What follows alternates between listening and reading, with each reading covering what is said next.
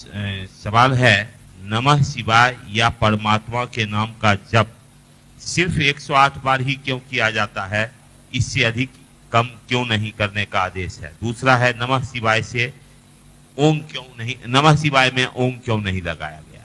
एक गुरु भाई है, नाम नहीं बताया गया। आपने सवाल सुना। एक गुरु भाई ने, एक भाई ने मंच पे ये जिज्ञासा भेजी है कि नमः शिवाय का जप 108 बार क्यों किया जाता है और नमः शिवाय में ओम शब्द का प्रयोग क्यों नहीं हो रहा है शिव शिष्यों के द्वारा। ये सवाल मुझसे क्यों पूछते हैं? अपनी किताबों में देखिए, अपने शास्त्रों में देखिए, जो हमारे पास सही सही ग्रंथ उपलब्ध हैं उसमें भी इसके उत्तर हैं। कभी जानने की कोशिश हमने आपने नहीं की, इसीलिए नहीं पता है। बहुत पहले से ये हमारे यहाँ विधान बना हुआ है कि 108 बार मंत्रों का जप किया जाता है। इसका विज्ञान ये है कि एक बात समझने की कोशिश करिए, इस संसार में, पूरी सृष्टि में हर एक चीज समय और जगह से बंधी हुई है। चीज हुई यानी पात्र, मैं भी बंधा हूं जगह से और समय से। इस पूरी की पूरी सृष्टि में हर चीज, वो पेड़ हो, जीव हो, निर्जीव हो, आदमी हो, इस पूरी सृष्टि में हर एक वस्तु, हर एक सत्ता समय से और जगह से, स्थान से जुड़ी हुई है। और इसीलिए हम लोगों ने, आपने पढ़ा भी होगा कि चीजें स्थान, काल, पात्र के अनुरूप चलती हैं। चीजें स्थान, काल, स्थान माने जगह, काल माने समय, पात्र माने हम आप। सारी चीजें स्थान, काल और पात्र के अनुरूप चलती हैं। आपने भी देखा होगा, हमने भी देखा है। देखिए, मोटरसाइकिल से दो आदमी बेली रोड पर जा रहे हैं। मैं पटना कंट्रोल रूम का उन दिनों दंडाधिकारी था। कंट्रोल रूम में बैठा हुआ था। वायरलेस पर खबर आई कि एक स्कूटर वाला, संडे का दिन था, सचिवालय की ओर से आ रहा था। बेली रोड पर उसको धक्का लगा। पीछे जो आदमी था उसको कुछ नहीं हुआ, आगे वाला मर गया। जबकि जो धक्का लगा था वो पीछे से लगा था, पीछे वाले को मरना चाहिए था, कुछ नहीं हुआ उसको। यानी देखिए, उसकी मौत उस स्थान, पीछे वाले की मौत उस स्थान, उस समय से जुड़ी हुई थी, आगे वाले की नहीं जुड़ी थी। मैं एक घटना बतलाता हूं। मेरी पत्नी की एक सिस्टर थी, आसमान से बिजली गिरी, 18 साल की थी वो। उसकी गोद में 3 महीने का बच्चा था। पलामू के जंगल की बात है, आंखों देखी घटना मैं आपको सुना रहा हूं। गोद में 18 साल की लड़की के गोद में, हम समझते हैं 2-3 महीने का बच्चा था, बच्ची थी वो, उसकी अब शादी भी हो गई। आसमान से बिजली गिरती है। उस लड़की के दोनों सीने में 2 बड़े बड़े काले काले छेद हो गए। अब गोदी में बच्चा है, छेद बच्चे में होना चाहिए, नहीं हुआ। उस लड़की के सीने में 2 काले काले होल हो गए, स्पॉट पर उसका डेथ हो गया। मेरे घर की लड़की है वो। और गोदी में जो 2 महीने की बच्ची है वो फेंका गई। बारिश हो रही थी, पानी आंगन में इतना लगा हुआ था, सीमेंट का आंगन था, उसको कुछ नहीं हुआ, केवल थोड़े से बाल जल गए, कुछ नहीं हुआ उसको। जबकि होल हुआ था उस बच्चे को पार करके, उसको मरना चाहिए था, नहीं हुआ कुछ, मर गई वो लड़की।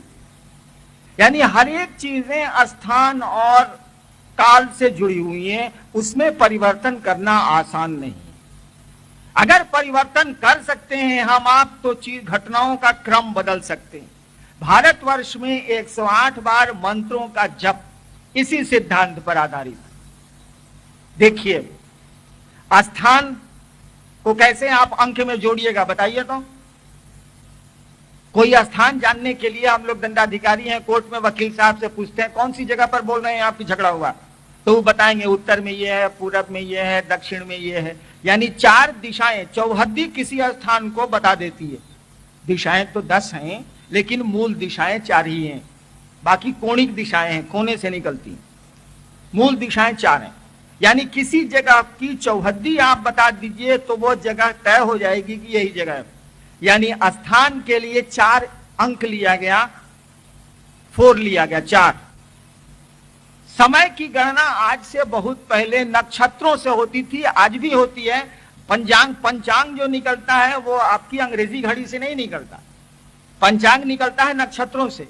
27 नक्षत्र हैं जो सूर्य के चारों ओर संचरण करते हैं। भारत का ज्योतिष यही है, समय पहले नक्षत्रों से निकाला जाता था, आज भी निकाला जाता है पंचांग में। यानी समय के लिए 27 लिया गया काल, और स्थान के लिए 4 लिया गया, चौहद्दी का 4, 4 दिशाओं का 4, 27 और 4 हो गया। मंत्र कौन जपेगा? हम जपेंगे, आप जपेंगे, पात्र जपेगा। यानी पात्र हो गया मंत्र का जप करता, यानी जप करने वाला। स्थान हो गया 4, समय हो गया 27। कहा कि जोड़ देते हैं 31 हो जाएगा। कहा नहीं, जोड़ नहीं सकते हो बाबू, 27 को 4 से और पात्र 1 से जोड़ दोगे, काम नहीं चलेगा, क्योंकि कोई भी कर्मफल सीधा नहीं चलता है। कर्म किसी ने किया, भोगना हमको आपको भी पड़ेगा। मैं अभी मर जाऊं, क्या आपके मन में जरा सा नहीं होगा, आदमिया तो ठीक है था, साला मर गया, यानी मरा मैं हूं, दुख आपको भी होगा। मेरे मरने से मेरे परिवार के लोगों पर उसका प्रभाव पड़ता है, मित्रों पर प्रभाव पड़ता है, मुझसे जुड़े लोगों पर प्रभाव पड़ेगा। किसी भी कर्म का जो हमारे आपके साथ होता है, मैं बीमार, मेरी पत्नी बीमार है ना, सप्ताह में 2 बार डायलिसिस चलता है, क्या इनकी बीमारी का प्रभाव मुझ पर नहीं है, मेरे परिवार पर नहीं है? है। यानी कर्म किसी का फल लेना होगा, उससे जुड़े सबको लेना पड़ता है। किसी के घर का कोई कमाता खाता आदमी चला जाता है, क्या परेशानी होती है, सोचिए तो, बच्चों को, पत्नी को, माँ को, उसके बाप को। देखिए कर्म उसका है, हो सकता है पूर्व जन्म में उसने किसी की हत्या की होगी, इस बार वो चला गया, लेकिन भोगना तो सबको पड़ता है। यानी कर्म फल जोगात्मक नहीं है, जुड़ता नहीं है, गुणात्मक है, फैलता है सलाई। कहा गया कि मंत्रों का जप अगर जप करता करेगा, पात्र अगर मंत्रों को जपेगा, तो स्थान और काल को तो प्रभावित कर देगा मंत्रों का देवता, लेकिन कर्म फल तो गुणा से चलता है, जोड़ से चलता नहीं है। तो 27 को 4 से गुना कर दिया गया। 27 को जब 4 से गुना करिएगा कितना होता? 108। 108 का विज्ञान यही है कि जप करता मंत्रों के जप से अपने स्थान, अपने काल को परिवर्तन कर सकेगा। कैसा परिवर्तन करेगा? कोई आदमी दुख नहीं चाहता है, सुख चाहता है, कष्ट नहीं चाहता है, तो उन कष्टों को निवृत्त कर सकेगा मंत्र के जो देवता हैं उसके प्रभाव से जप करके। यही विज्ञान 108 का। और मंत्र क्या है? हर एक मंत्र का एक देवता होता है। कोई भी मंत्र होगा, हर एक मंत्र का एक देवता होता है, देवताओं के मंत्र होते हैं। नमः शिवाय शिव का मंत्र है, नमः शिवाय के देवता शिव कहे जाते हैं, शिव हैं। अब जहां तक नमः शिवाय में ओम लगने का सवाल है, यह सवाल इसलिए आप हमसे करते हैं कि पढ़ते ही नहीं है, किताब पढ़वे नहीं करते हैं आप।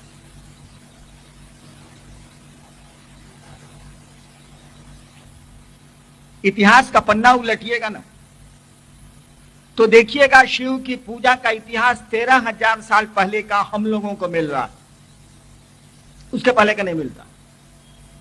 होगा लेकिन हम लोगों को पता नहीं। 13,000 साल 14,000 साल पहले का शिव की पूजा का हम लोगों को प्रमाण मिल जा रहा है। और ओम की पूजा का पहला प्रमाण हम लोगों को 7,000 साल पहले मिला। ओम कहां से आया है? इसकी शुरुआत सबसे पहले कहां हुई है? वेदों से हुई है। और हमारा सबसे पहला वेद है ऋग्वेद। ऋग्वेद ही हमारा सबसे पुराना साहित्य है। साहित्य में ऋग्वेद से पुराना कोई शास्त्र हम लोगों के पास नहीं है, कोई साहित्य हम लोगों के पास नहीं है। भारतवर्ष में सबसे पुरानी किताब अगर हमको आपको उपलब्ध है वो है हमारा आपका ऋग्वेद। ऋग्वेद में दुनिया में पहली बार ओम शब्द का प्रयोग हमको आपको मिलता है। ऋग्वेद की पंक्तियां पढ़िए। ओम मधुवाता ऋतायते मधु क्षरंतु सिंधवा ओम मधु ओम मधु ओम मधु। ओम संगच्छध्वम संवद, ऋग्वेद की पंक्तियां हैं ये। यानी ऋग्वेद में ओम शब्द का प्रयोग सबसे पहले मिलता। नमः शिवाय ऋग्वेद से करीब करीब 7-8 हजार साल पहले का मंत्र है। पढ़ा तो नहीं जा सका है सिंधु घाटी के स्क्रिप्ट को, लेकिन शिव के मंत्र वेदों से बहुत पुराने, क्योंकि वेद का समय ही 7,000-6,000 साल पहले है। और यही कारण है कि जितने पढ़े लिखे लोग हैं, जिनको थोड़ी भी पकड़ है, वो ओम शब्द का प्रयोग किताबों में नमः शिवाय के साथ नहीं करते। गीता प्रेस गोरखपुर से किताब निकलती है कि आपने देखा होगा, शिवांक या शिव उपासना अंक, मोटी मोटी किताब पहले निकलती थी, है मेरे पास। उसके एक एक पन्ने को उलटिए आप, एक एक पन्ने पर लिखा हुआ है नमः शिवाय च नमः शिवाय, नमः शिवाय च नमः शिवाय, कहीं ओम का प्रयोग नहीं है। क्योंकि गीता प्रेस गोरखपुर में जो किताबें लिखते हैं लोग, वो जानते हैं कि ओम शब्द का प्रयोग नमः शिवाय में नहीं हुआ है, हुआ ही नहीं है। ओम बाद का मंत्र है, ठीक है, ये प्रणववाच्य है, ब्रह्मवाच्य है। ओम कहा जाता है कि शिव का निराकार स्वरूप है ओम, और साकार स्वरूप है नमः शिवाय, शास्त्र कहते हैं, किताबें कहते हैं। लेकिन नमः शिवाय पंचाक्षर है, इसीलिए आदि शंकराचार्य नमः शिवाय की स्तुति लिखते हैं, नागेंद्र हाराय से शुरू करते हैं, नागेंद्र हाराय त्रिलोचनाय। मुझको तो संस्कृत आती नहीं, आपको ज्यादा आती है। शंकराचार्य ओम से नहीं शुरू करते हैं। नमः शिवाय की स्तुति जब लिख रहे हैं, आपने देखा होगा किताबों में, वो भजन की जो किताबें हैं या स्तोत्र की जो किताबें हैं उनमें है, शंकराचार्य शुरू करते हैं नागेंद्र हाराय त्रिलोचनाय, मतलब 9 से शुरू करते हैं, ओम से नहीं शुरू करते हैं। वैसे इसका विज्ञान, मंत्रों के विज्ञान पर जब आप जाइएगा तो स्पष्ट होगा। ये तो किताब की बात हुई, इतिहास की बात हुई, लेकिन मूल बात ये नहीं है। मूल बात है कि जो मंत्र सांस पे चढ़ते हैं उनमें ओम का प्रयोग नहीं होता। इसका अर्थ ऐसा नहीं समझ लीजिएगा कि नमः शिवाय में ओम का प्रयोग होता ही नहीं है, ऐसा नहीं है। ऐसा नहीं है कि शिव के मंत्रों में ओम का प्रयोग नहीं हुआ, ऐसा नहीं है। मात्र नमः शिवाय में ओम शब्द का प्रयोग हमारे शास्त्रों ने नहीं किया है, साधुओं ने नहीं किया है, लेकिन जो वैदिक काल के शिव के मंत्र हैं उनमें प्रयोग हुआ है। आवाज कम करो यार। जो वैदिक काल के शिव के मंत्र हैं उनमें ओम का प्रयोग हुआ है। जैसे एक मंत्र ले लीजिए शिव का, ओम नमो नमः शिवाय, देखिए इसमें से ओम नहीं हटेगा। ऐसा नहीं समझिएगा कि शिव के मंत्रों में ओम हट ही जाएगा, ऐसा नहीं है। नमः शिवाय पंचाक्षर है, उसमें नहीं लगा हुआ, लेकिन शिव के अन्य कुछ मंत्र हैं जिसमें ओम लगा हुआ है, उसमें से नहीं हटेगा। जैसे श्री राम ठाकुर किसी का नाम है, उसमें से श्री हटा दीजिएगा। हमरे नाम में तो आप श्री लगा देते हैं सम्मान के लिए, मंत्रों में ओम का प्रयोग सम्मान के लिए हुआ है। और जो ओम का प्रयोग नमः शिवाय में होता है यदा कदा ना, वो सम्मान सूचक है। जब आदमी के नाम में सम्मान हम आप लगाते हैं, मोहम्मद लगाते हैं, श्री लगाते हैं, मिस्टर लगाते हैं, मास्टर लगाते हैं, तो मंत्र तो देवताओं का नाम है, उसमें तो लगेगा ही सम्मान सूचक शब्द। तो ओम को सबसे बढ़िया सम्मान सूचक माना जाता है, इसीलिए उसका प्रयोग होता है। लेकिन जब जब करिएगा तब नहीं प्रयोग होगा। ओम नमः शिवाय लिखना गलत नहीं है, बोलना भी गलत नहीं है, लेकिन उसको जब अपना बनाइएगा तो श्री हट जाएगा। जब किसी से मोहब्बत करिएगा ना, तो सम्मान के शब्द ऐसे ही खत्म हो जाते हैं। अपनी पत्नी को आप खत लिखिए दिल्ली से, ऊपर में लिफाफे पर लिखिएगा श्रीमती, पुकारते हैं श्रीमती? नहीं पुकारते। लेकिन खत लिखिएगा तो श्रीमती लिखिएगा। पिताजी हमको इलाहाबाद से खत लिखते हैं तो श्री हरिंद्रानंद लिखते हैं, उप सचिव पथ निर्माण विभाग बिहार पटना। क्या बाबूजी को आने दीजिए, आ रहे हैं 28 तारीख को, 26 तारीख को, हमको पुकारेंगे श्री हरिंद्रानंद जी इधर आइए, 4 जूता मारेंगे। यानी थर्ड पर्सन में सम्मान लगेगा, लेकिन फर्स्ट सेकंड पर्सन में सम्मान के शब्द आपस में नजदीकी रिश्ते में हटा दिए जाते हैं। तो ओम नमः शिवाय लिखा जा सकता, खूब मजे में बोला जा सकता है, लेकिन जब उसको अपना बनाइएगा, जब उसको मंत्र के रूप में प्रयोग करिएगा, तो उस मंत्र में ओम का प्रयोग शास्त्रों में भी नहीं है। हमारे कहने से कोई परिवर्तन नहीं आता है, कहीं नहीं है, नहीं होता। शिव का नमः शिवाय पंचाक्षर है, 5 अक्षरों का मंत्र है, लेकिन इसका अर्थ यह नहीं है कि ओम शिव के अन्य मंत्रों से हटा दें आप। अन्य जो कुछ मंत्र हैं जिसमें ओम लगा हुआ है उसमें से ओम नहीं हटेगा, वो रहेगा। अगर उन मंत्रों का जप कोई करता है तो उसको ओम के साथ करना होगा। आगे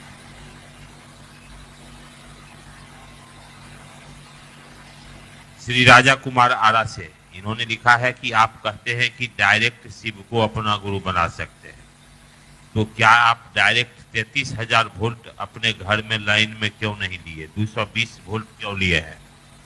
क्या राम को पता नहीं था कि शिव गुरु है? अगर था तो शारीरिक गुरु से क्यों नहीं ज्ञान प्राप्त किए? भगवान शनि ने बृहस्पति भगवान को अपना गुरु बनाए, डायरेक्ट शिव गुरु से क्यों नहीं जुड़े? ये तो मैं उत्तर नहीं दे सकता कि पहले क्या हुआ, लेकिन हम लोगों का जीवन तो डायरेक्ट चलता, बीच में किसी का इंटरफेरेंस कोई सुन नहीं रहा। हमारे आपके जीवन पर तो सीधा नियंत्रण ईश्वर का, बीच में कोई है मददगार हम लोगों का? घटनाएं तो घट जा रही हैं, हम लोग रोक के चुप हो जा रहे हैं, कुछ नहीं कर पाते। तो जब सीधे नियंत्रण ईश्वर का है और वही गुरु है, तो उसको गुरु क्यों नहीं बनाया जा सकता है? भगवान राम की बात तो नहीं जानता मैं, वो तो ईश्वर थे, और उस समय का क्या डिमांड था, काहे के लिए वो आए थे, इस पे हम आपसे कुछ नहीं बात कर सकेंगे। भगवान कृष्ण क्यों आए थे और उन्होंने यहाँ क्या किया? वैसे किताबों में लिखा है कि वो लोग क्यों आए थे और उन्होंने जो आए थे वो करके गए, वो लोग पूरा कर लिया।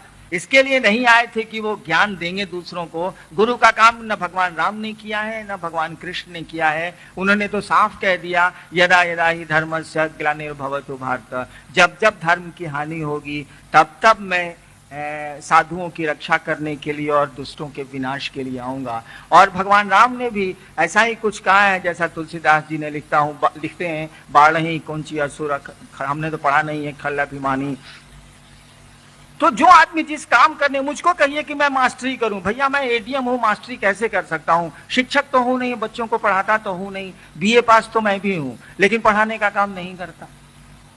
तो ईश्वर के रूप में यहाँ बहुत सारे लोग आए हैं, ईश्वर के अवतार हुए हैं, वो अपने अपने प्रयोजन से आए हैं और अपना काम करके धरती से चले गए हैं। तो जो ज्ञान देने का काम करेगा वो ज्ञान की बात बोलेगा। तो बहुत सारे गुरु आए तो उन्होंने गुरु का काम किया, भगवान राम और भगवान कृष्ण ने तो गुरु का काम किया नहीं हमारी धरती पर, जो हमको अब तक प्रमाण मिलते हैं, जो किताबें बोलती हैं। ईश्वर का सीधा नियंत्रण है, मूल गुरु तो ईश्वर ही है और उनको सीधे गुरु बनाया जा सकता है। बताइए ना, हम लोग अपने जीवन के लिए, अपने खुशियों के लिए तो सीधे महादेव से कहते हैं, कहां कोई बीच में आता। ज्योतिषी के पास चले जाइए, मैंने ज्योतिष विज्ञान भी पढ़ा है शुरू के दिनों में। भारतवर्ष के किसी ज्योतिषी के पास चले जाइए, अगर आपकी जन्म कुंडली में, आपके होरोस्कोप में कुछ गड़बड़ योग चल रहा है तो थोड़ा मोड़ा गड़बड़ होगा तो हम लोग तो बना देते हैं कि आप शनिवार को ये करिए, रविवार को ये करिए, बृहस्पतिवार को ये करिए, चलिए।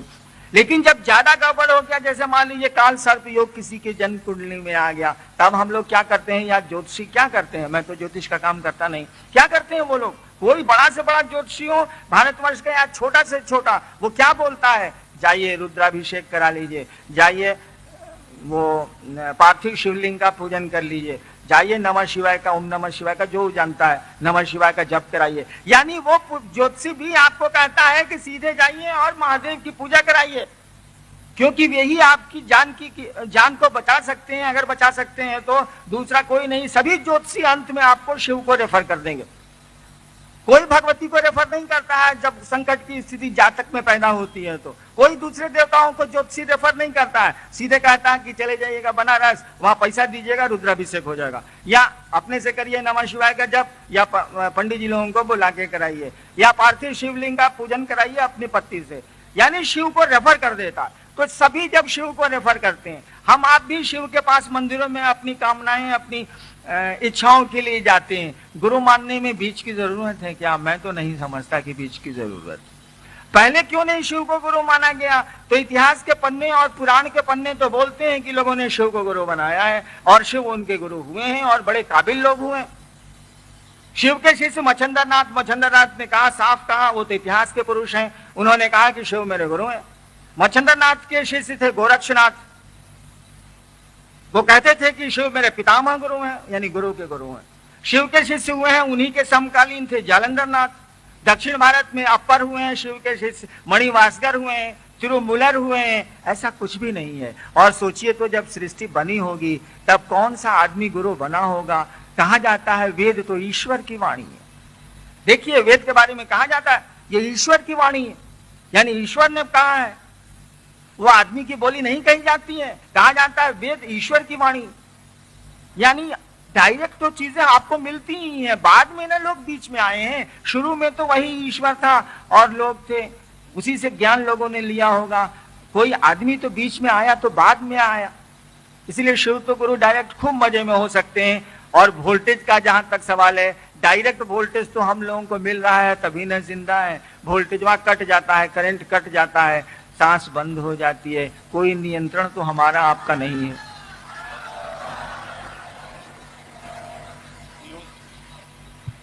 पीयूष सिंह केसठ, इनका प्रश्न है महेश्वर अल्लाह गॉड जब सब एक है तो हम अल्लाह और गॉड को गुरु क्यों नहीं मान सकते? हाँ मान सकते हैं, कोई दिक्कत नहीं, कोई दिक्कत नहीं, मान सकते हैं। एक बार निराकार में जंप करना थोड़ा कठिन होता, मैंने ये कोशिश की है।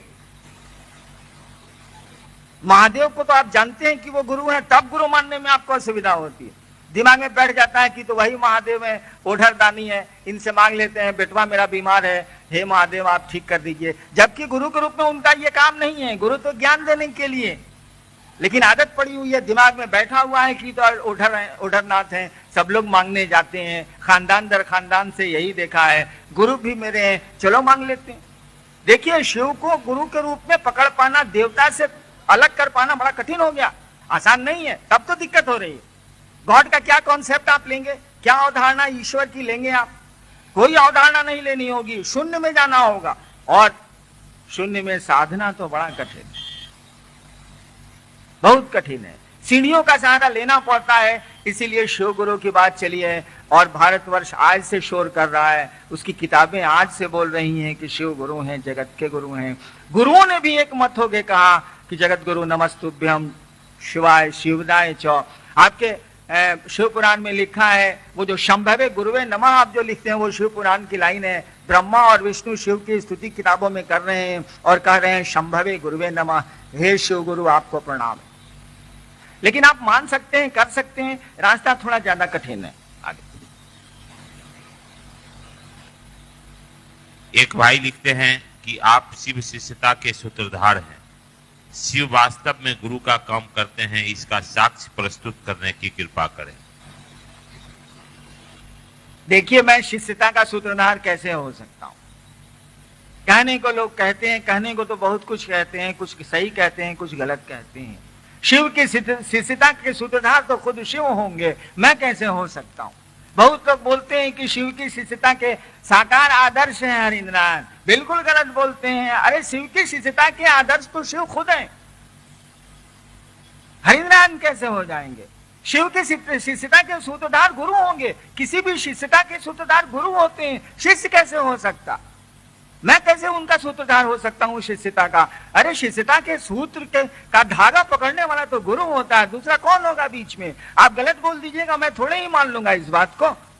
मैं सूत्रधार नहीं हूं, शिष्यता के सूत्रधार खुद शिव ही हैं। कोई भी गुरु तो किसी भी शिष्यता की बात करिएगा, दूसरे गुरुओं की भी, तो शिष्यता के सूत्रधार गुरु खुद होते हैं। और शिष्यता का साकार आदर्श हरिनारायण जैसा थर्ड क्लास आदमी कैसे हो जाएगा? नहीं संभव है। शिव की शिष्यता का साकार आदर्श संभव नहीं है भाई साहब, आसान नहीं है वो। शिव का शिष्य होना भी आसान नहीं है। हम लोग तो प्रयास कर रहे हैं, प्रयास में जो अच्छा लगा है तो कहने चले आए हैं कि भैया मान के देखिए, चलिए कुछ अच्छा लगता है। और यहाँ लाभ हानि सोच के थोड़े ही कोई आता है। मोहब्बत में लेना थोड़े ही होता है, देना पड़ता है। आप भक्ति करें तो जरा, किसी की भक्ति करें तो भक्ति क्या है आपको तो हमसे बढ़िया मालूम है। भक्ति किसको कहते हैं?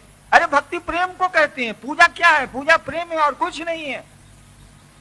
वो लैला ने मजनू से प्रेम किया था, वो मीरा ने कृष्ण से प्रेम किया था, वो खुदा से मंसूर ने इश्क किया था, वही प्रेम है और क्या।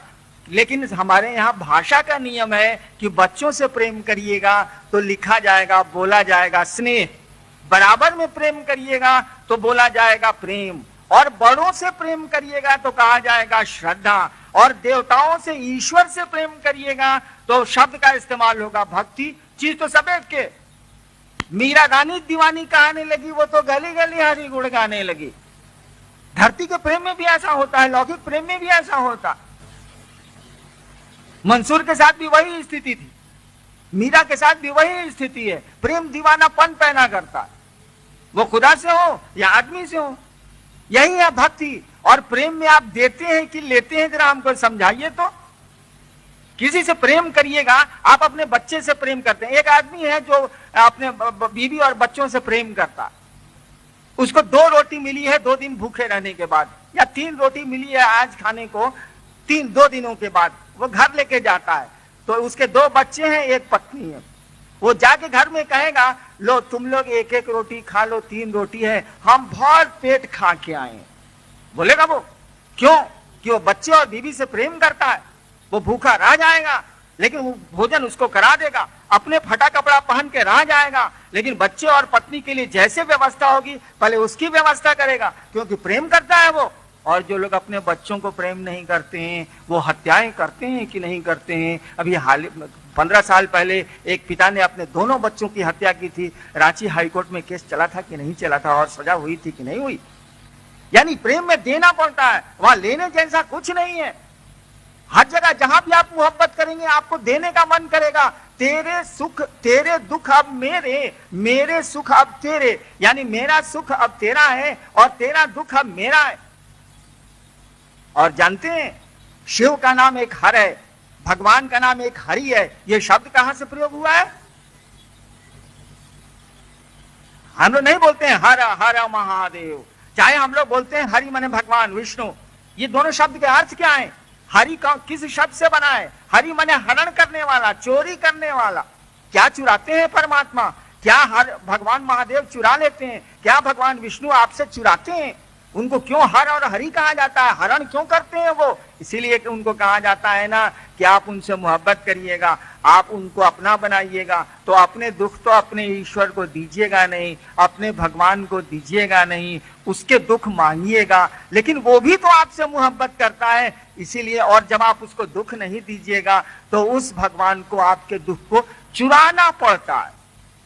वो चुराते हैं अपने भक्त से, अपने प्रेमी से उसके दुख को। कौन सा दुख? जन्म जन्म के चक्र का दुख, बंधनों का दुख वो चुराते हैं। इसीलिए उनका नाम हरि है, इसीलिए उनका नाम हर है। और इसीलिए चैतन्य महाप्रभु कहा करते थे कीर्तनिया हरि। चैतन्य महाप्रभु कहा करते थे भगवान कृष्ण के बारे में कीर्तनिया हरि, यानी हरि जो है वो कीर्तन में है। क्यों?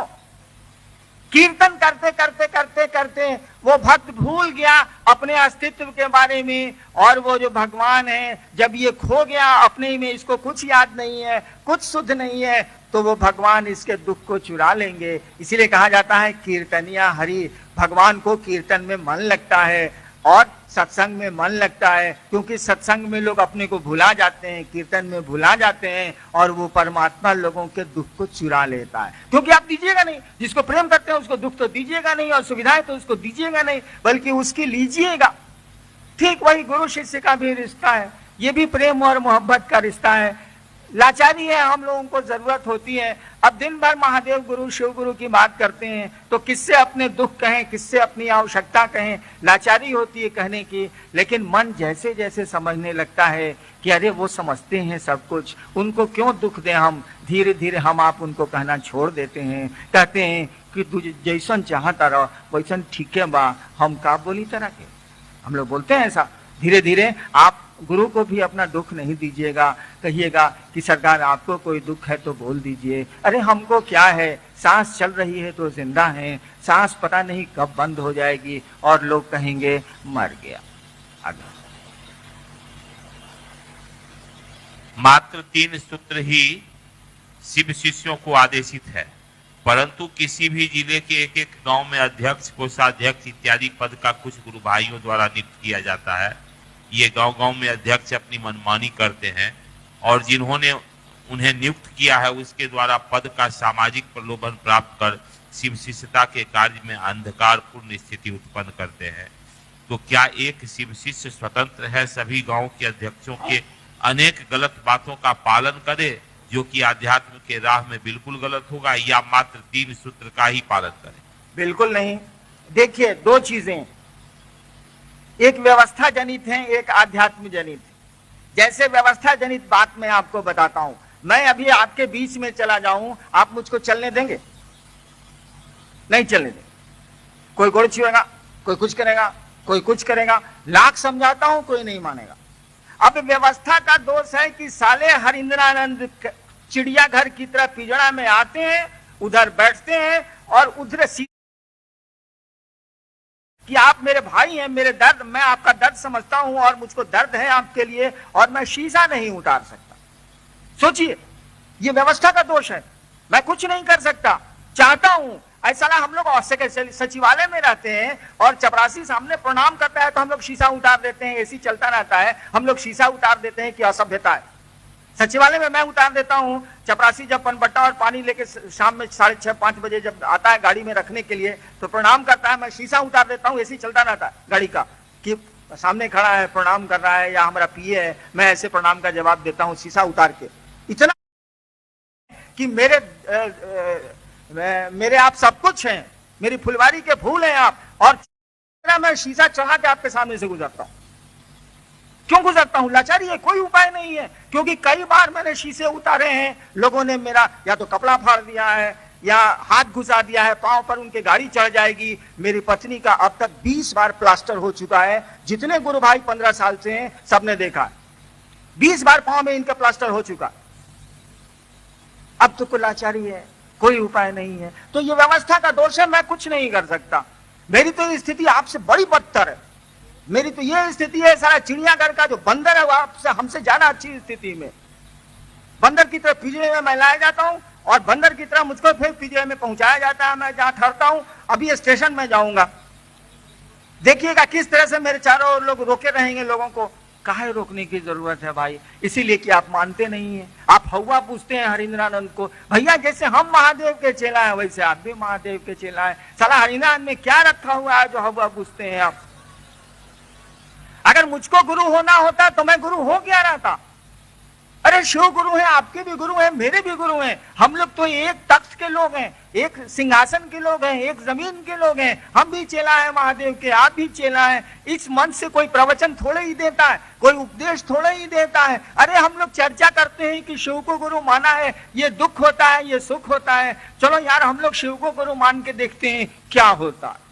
अब तक कुछ हुआ नहीं है। अरे जिंदगी और मौत और बीमारियां तो जीवन का सामान्य नियम है, आती हैं जाती हैं, लोग आते हैं और जाते हैं। लेकिन जिंदगी में बंधन नहीं फील हो, जिंदगी में हम आप मुक्त हो जाएं, इससे बड़ी मुक्ति नहीं होती है भाई साहब। जीवन मरण किसी कीमत की चीज नहीं है। देखते हैं, एक बार मैं आपको बताता हूं, आज से 10 साल पहले मैंने एक 501 रुपए में स्कूटर खरीदा था। पट्टा कंट्रोल रूम में मजिस्ट्रेट था उन दिनों। 10 साल नहीं, ज्यादा हो गए, 15-16 साल हो गए। मैंने 501 रुपए में गांधी मैदान थाना से एक स्कूटर खरीदा। पहली बार अपनी जिंदगी में एक सवारी खरीदी मैंने। स्कूटर 501 रुपए में कैसा मिलेगा आप सोच लीजिए। मैं उसको ठेले पर लाद के बेली रोड में जो मेरा डेरा था, आप लोग पहले गए होंगे, उस डेरे के नीचे साले को लाया और ठेला का उलट दिया। स्कूटर फटाक से जमीन पर गिर गया। तो ठेला पर लाद के लेवे किए थे। 501 रुपए में कैसा स्कूटर रहेगा? रात का जब 9 बजा तो मेरे बच्चे यहीं है बैठे हुए, बड़ा लड़का तो यहीं आया है आज। मैंने कहा कि अनु बाबू एक काम करिए, उस समय बहुत छोटा था, स्कूटरवा को टांग करके गैरेज में रखना दीजिए। तो बोला, पापा उस साले को आप गांधी मैदान में रख दीजिए, साला कुत्ता नहीं पूछेगा, के ले जाएगा उसको? साला स्कूटर है, कुछ हिले नहीं उसमें, के ले जाएगा उसको? ठेला पर तो लाद के लाए आप। मेरा मन नहीं माना। हम कहा कि यार 501 रुपया लगा है, चलो यार हमहू चलते हैं। तो और 2-3 गुरु भाई थे, रमेश जी लोग हैं, आए हुए हैं। ये लोग कहे कि सर बैठिए ना, हम उसको गैरेज में साले को खींच के ले जाते हैं। देखिए, मैं बड़ा चैन से था। साला 501 रुपए का स्कूटर खरीदा अपने आराम के लिए, अब उसके आराम के लिए मैं जिंदा हो गया। अपने आराम के लिए स्कूटर किना मैंने, अब उसके आराम के लिए परेशान हूं कि कोई उठा तो नहीं ले, कुछ गड़बड़ तो नहीं हो जाए। मेरे पिताजी अब 80 साल के हो गए, मेरा संबंध भी बक्सर में है। मेरे पिताजी अक्सर ये 80 साल के होने जा रहे हैं। एक बार आए थे 5-6 साल पहले पटना, वो सुबह आए शाम को जाने लगे। हम कहा बाबूजी कहाँ जाता नहीं? तो जाता नहीं मुजफ्फरपुर। हम कहा आजे नहीं हो, आजे जाता नहीं। मेरे पिताजी ने कहा कि देखो घर के खिड़की खुले छूट गई बा, तेज हवा आई तो शीशवा टूट जाई, वही से सोचता नहीं जाए के। हमने मेरी बोली खराब है, आप जानते हैं, माफी मांगता रहता हूं। हमने पिताजी से कहा कि पिताजी आपकी 75 साल उम्र हो गई, हम कब मरेंगे ये तो हमको नहीं पता, लेकिन आप मरेंगे जल्दी सबको पता। 75 साल उम्र है तो मरेंगे जल्दी सबको पता। अभियो आपको मकान बनाए थे आप अपने सुख के लिए, ये मकानवा के सुख के लिए कहला आप जान दे रहे हैं। तो जिंदगी में तो हम लोग जिस चीज को पकड़ते हैं उसी के गुलाम हो जा रहे हैं। मन चैन में हम लोगों का कहां है? चलिए तो ऑफिस फ्लैट में मेरा 2 बजे रात तक दरवाजा खुला रहता है, बगल वाले को 11 बजे रात में जाए खटखटाइए तो निकलेगा बताइए साला, मैं चंग है माथा लोगों का, परेशान है लोग। तो जिंदगी में ही तो हम लोग घुट घुट के मर रहे हैं, जिंदगी में ही तो कोई सुख नहीं मिल रहा है। मरने के बाद तो गंजन क्या होता है ये तो हमको पता है, मैं जानता हूं। शिव गुरु होंगे तो कम से कम जीने की कला तो सीख लेंगे हम आप, परेशान तो कम हो जाएंगे, जिंदगी की भाग दौड़ तो कम हो जाएगी। गुरु ज्ञान देते हैं, ज्ञान का अर्थ जानते हैं क्या होता है? ज्ञान का अर्थ होता है समझ, और कुछ नहीं होता है। भगवान बुद्ध को ज्ञान हुआ था, इसका मानी है भगवान बुद्ध को समझ पैदा हुई थी। सम्यक ज्ञान आप हम सुनते हैं, सम्यक ज्ञान का मानी होता है पूरा का पूरी की पूरी समझ, और कुछ नहीं। हम लोगों को समझ नहीं है, सूचना है। हम लोगों को समझ नहीं है, सूचना हम लोगों को है।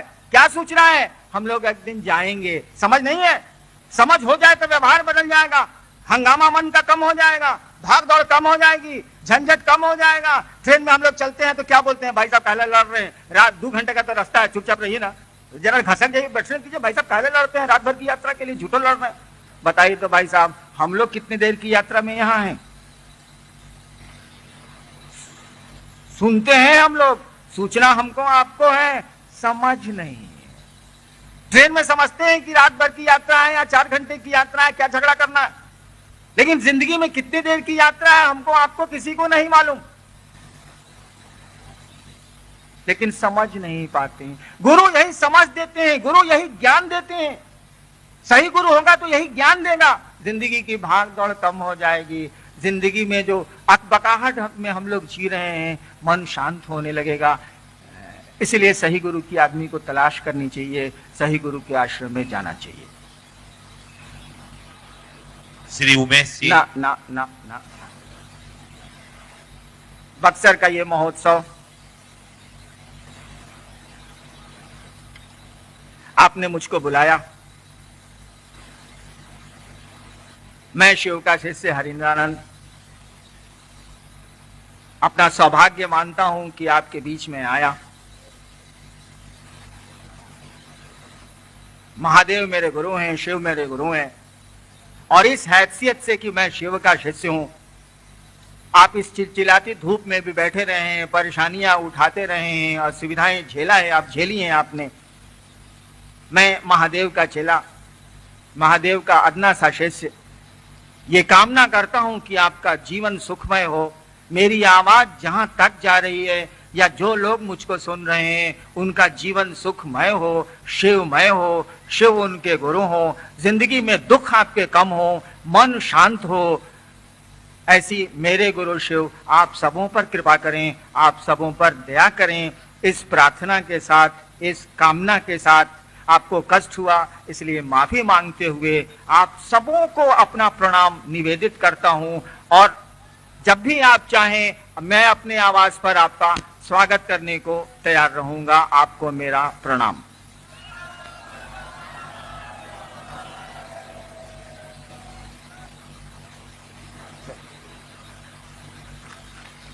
उद्घोषक ने एक आदेश दिया है कि मैं बहुत सारे नाम घोषणा के लिए आ गए हैं, पढ़े नहीं जा सकते हैं, इसीलिए मैं घोषणा कर दूं। मैं हरिंद्रानंद शिव शिष्य जो भी जिन लोगों ने भी अपने नाम शिव को गुरु मानने के निमित्त भेजे हैं, या जो लोग शिव को गुरु मानने का मन बनाए हुए हैं और अपना नाम नहीं भेज सके हैं, उन सारे लोगों के नाम अंतरिक्ष में संप्रेषित करता हूं और अंतरिक्ष को ये कहता हूं, ये निर्देश देता हूं कि शिव को गुरु मानने वालों में इनका नाम वो दर्ज कर ले।